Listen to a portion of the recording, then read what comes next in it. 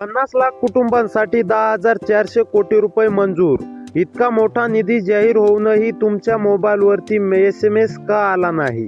सरकार म्हणतंय प्रत्येक शेतकऱ्याला प्रति हेक्टरी 22,000 रुपये भेटणार, पण कोणाला आणि कधी भेटणार? अतिशय महत्वाचा मेसेज. आज दुपारी 2 वाजेपासून तर 10 वाजेपर्यंत केव्हाही येऊ शकतो, पण तो नक्कीच तुमच्या मोबाईल वरती येईल का? सरकार जाहीर करते ते आणि प्रत्यक्ष पैसे खात्यात किती जमा होतात? शेतकरी बांधवांनो, आजच्या व्हिडिओ मध्ये आपण 2022 पासून तर 2025 पर्यंतचा पूर्ण पीक विम्याबाबत डिटेल मध्ये माहिती घेणार आहोत.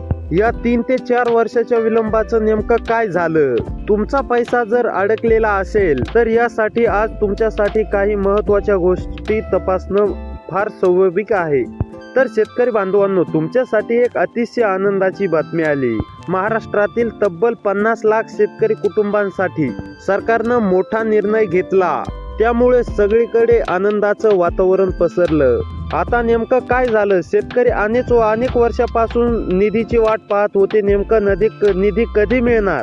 तर आता तो निर्णय खरोखर घेतला गेलाय. मुख्यमंत्री देवेंद्र फडणवीस यांनी पत्रकार परिषद घेतली आणि त्यामध्ये सांगितलं की लाखो शेतकरी बँक खात्यावरती पीक विम्याची रक्कम जमा करण्याची प्रक्रिया सुरू केली आहे. यावेळेस फक्त घोषणा नाही, तर शेतकऱ्यांचं खरोखरीचा मेहनतीचा हक्काचा पैसा या ठिकाणी शेतकऱ्यांना देण्यात येणार आहे.